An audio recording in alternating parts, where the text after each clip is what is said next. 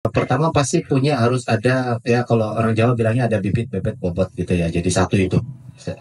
Eh, Kalau tadi cerita awal ada value yang memang diturunkan dari keluarga. Satu, bagaimana caranya anak dididik, orang tua mendidik anak dan lingkungannya mendidik anak tersebut. Itu kalau dari sisi keluarga. Nah, bayangkan kalau itu dilakukan di corporate level, sama seperti anak-anaknya dididik bahwa memang value itu diturunkan.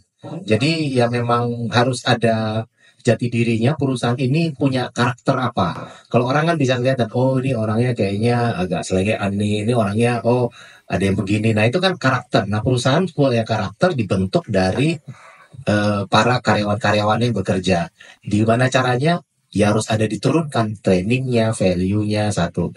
Nah, buat pribadi sendiri memang mungkin satu sendiri untuk bisa punya empati itu harus punya bisa melihat dua sisi, bukan hanya sudut pandang kita saja.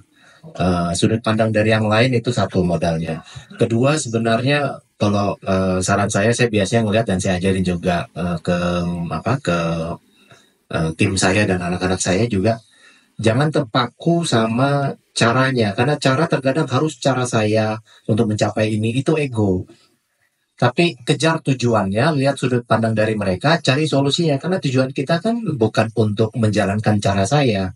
Tujuan kita untuk mencapai tujuannya itu mindset itu yang harus disiapkan supaya memang empati itu bisa terbentuk. Karena tujuannya ya untuk mencapai keberhasilan perusahaan dan yang lainnya.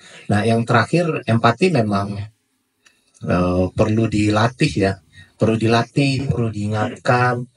Eh, Buat saya pun juga sering terkadang diingatkan sama orang tua founder yang masih ada saat ini, begitu ada pengemudi yang begini, masih alhamdulillah founder sedikit kenapa kok ini nggak diginiin, oh iya ya gitu lupa, oke ya sudut pandangnya langsung berbeda dan memang harus dilatih gitu empati.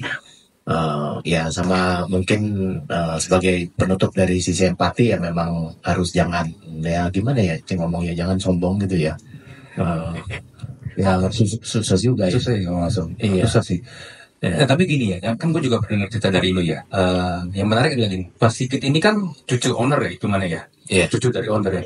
Tapi baru jadi CEO di tahun 2021. 2021, bayangin. Jadi dia nggak langsung tiba-tiba jadi CEO.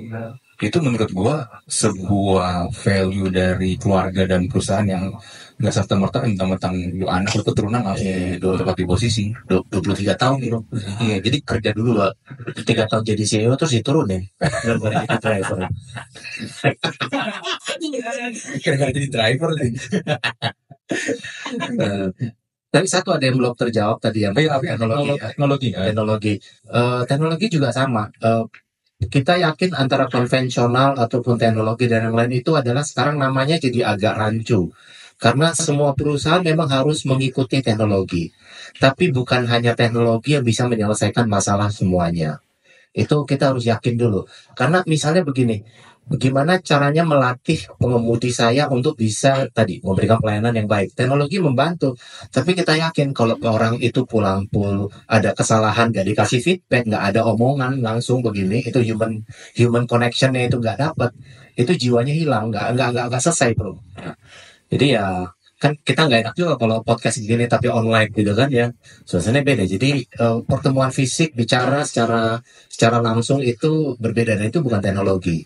Tapi tanpa teknologi capek kerja kita memang berat banget gitu, nggak pakai handphone nggak bisa, nggak ada Zoom meeting nggak bisa, tapi ya nggak ada IoT dan nggak ada GPS dan segala macam handphone untuk pesanan yang lain nggak bisa. Tapi bukan hanya itu, jadi kita yakin konvensional ataupun brick and mortar company yang mengadaptasi teknologi yang pas itu akan bisa lebih baik daripada hanya yang mengadaptasi teknologi tanpa mempertimbangkan core bisnisnya.